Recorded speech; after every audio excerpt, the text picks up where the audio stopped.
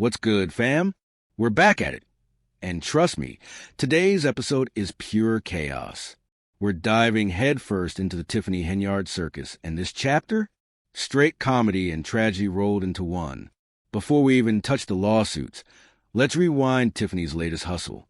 She just released a book, and not just any book.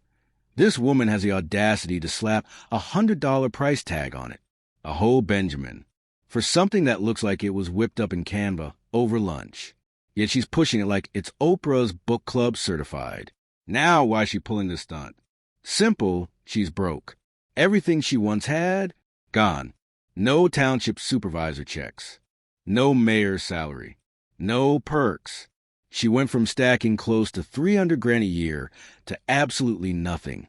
And now, this book is just her survival scam. A last-minute smash and grab before the walls close in. Tiffany knows prison is creeping closer, so she's hustling for commissary money while she still can. And of course, she hopped online claiming it's sold out. But come on, y'all, we've seen this trick before. Nobody's buying that for real. Odds are, she printed a handful of copies, then bought them herself just to fake the hype. Published 3 by 3, and suddenly, boom, sold out. Ma'am, who are you fooling? This isn't a bestseller launch. This is a cash grab with a barcode. Quick pause, though. Real respect to the creators out here grinding for real. Fashion, music, art. Y'all push the culture forward, building movements with every drop. That's authenticity. Meanwhile, Tiffany treats fraud like it's a side hustle. And that brings us back to the main event. Because in just 48 hours, she didn't rack up 1. Not 2, but somewhere between 5 and 10 lawsuits. 5 minimum, 10 maximum. Her docket looks less like politics and more like a rap sheet. First in line, the Dalton Professional Firefighters Association. If you've been tracking this saga, you already know the deal. A squad of firefighters walked into a village meeting, stood tall, and said, "We're not getting paid right." Their money was being snatched from checks, but never showing up where it was supposed to. Retirement deposits? Gone. Insurance coverage? Missing in action. They asked, "Where's the money?" Tiffany just hit them with silence. So they did the only thing left. They sued. One firefighter, Adam Farrick, 10 years in, union rep for Local 3766, stepped up to speak. He admitted most of his crew is scared to open their mouths, afraid of Tiffany's retaliation. But even through the fear, complaints are rolling. Deductions meant for retirement? Vanished. Health insurance premiums unpaid. Claims denied. Coverage canceled. Straight mayhem. Tiffany allegedly shredded their benefits like they were junk mail. Same playbook, same outcome. Money gone without a trace. And is anyone even shocked at this point? This is classic Tiffany Henyard. Walk into office, burn money like fireworks, and dodge accountability. She's already legendary for spending taxpayer cash like it's monopoly money, signing checks without approval, throwing cash like it's endless. At one point, she dropped nearly $50,000 in a single day on Amazon. Like, sis, what exactly are you ordering? Do they sell monthly lace-front subscriptions now? And that's just the opener. Because the lawsuits, they keep stacking like dominoes. Next up, David Duval. If you've been watching closely, that name rings bells. Duval used to head the fire union. Until Tiffany booted him out. Tossed him clean. Now, he's coming back with a lawsuit. And the case? Already locked for July 1st. And here's where it gets wild. That's the exact same day the firefighters' lawsuit goes to trial. 2 lawsuits, same day. Pure chaos waiting to unfold. But wait, there's more. Enter lawsuit number 3, the Edgar County Watchdogs. And when's their hearing? You guessed it, July 1st. That makes 3 separate cases in one single day. Tiffany about to be sprinting through the courthouse like it's track and field trials. And if schedules overlap, game over. If the judge calls her name and she doesn't show, that's contempt of court. No excuses, no stalling. Straight to jail. So why are the watchdogs suing? Simple. They pulled the trigger after Tiffany's crew flat out dodged every single Freedom of Information Act request. All they wanted, just spending records from January. That's it. But Tiffany's office ghosted them like an ex. No replies, no transparency, no accountability. And now, boom, lawsuit. A basic request turned into another courtroom brawl. Because Tiffany doesn't believe in playing by the rules. Now, let's slide into lawsuit number 4. Enter a man named Jeff. I won't even try to mangle his last name. It kicks off with D or I-S, so we'll keep it simple. Jeff. And guess what? Jeff is tossing more fuel straight into Tiffany's legal bonfire. Another plaintiff, another problem, another day, another case. And the way these files are stacking up, trust me, we're barely at the surface level of this mess.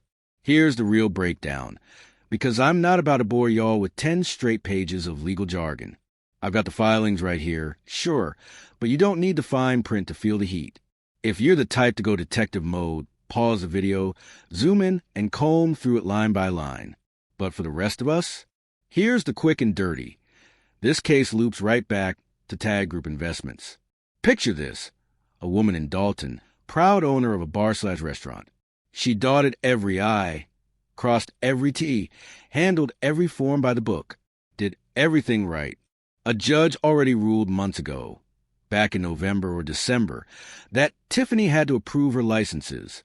But Tiffany, she ignored the ruling, didn't sign a thing, acted like the law didn't apply to her. And that's how we landed on lawsuit number 5. This one's already been bounced through Cook County courtrooms 3 separate times this year. But finally, the owners clawed out 2 of the 3 licenses they were owed. And Tiffany, she walked out branded with a contempt of court charge. Yeah, she strutted in thinking she was untouchable, but the judge checked her on the spot. Reality hit her harder than she expected. The woman pushing that suit? Tiffany Kamar. She runs St. Patrick's Restaurant and Banquet Hall on Lincoln Avenue. Her licenses should have been signed off ages ago. Instead, the judge had to set a hard deadline. 5 p.m. Thursday, paper signed. And Mayor Tiffany? She blew right past it. Strolled in Friday, tossed out weak excuses, did the bare minimum. And the judge smacked her with indirect criminal contempt. She didn't get cuffed that day, but let's be real, that was a cannon blast warning. And this is exactly why checks and balances exist. No single person should hold that much unchecked power. Tiffany sat as both mayor and liquor commissioner. That's like being the player and the referee at the same time.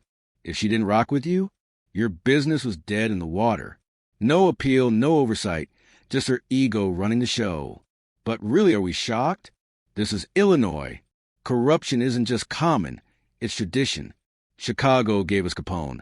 Springfield gave us governors in shackles. It's baked into the history books. L.A. has Hollywood stars. New York's got the Yankees. Illinois, we got dirty politicians. So Tiffany's circus fits the storyline perfectly. The only surprise? That it took this long for someone to finally clap back. Let's keep it 100. Tiffany, you were wrong. All the way wrong. And now, every shady move is catching up like debt collectors at your door. This isn't some slap on the wrist. It's a full-scale storm. Forget the glam. Ditch the perks. Start doing push-ups. 'Cause where you're headed? No VIP lounge. No limos. Just cold walls, steel doors, and a wake-up call called reality. And here's the bottom line. You won't be in charge anymore. No staff to jump when you snap. No titles to hide behind. No spotlight to shield you. And I don't think you're built for that life. Without the perks, without the power, you're just another defendant, another name on a docket. You can talk tough all you want, but the grind coming your way, that's a whole different monster. So, yeah, this disaster, you made it, you fed it, and now it's swallowing you whole. You disrespected people, you abused power, and now the wreckage is piling up by the day. And trust me, this chapter ain't closing with you on top. The ending is already written, and you don't get the hero's exit. Anyway, that's where we'll leave it. Y'all know the drill. Smash that like button, hit subscribe, and drop your thoughts in the comments. I read every single one, and I respond for real. Stay sharp, stay safe, and remember the streets, they're always watching. Always. And one last thing, support your people. Keep it solid, stay loyal, and stay real. Neighborhood,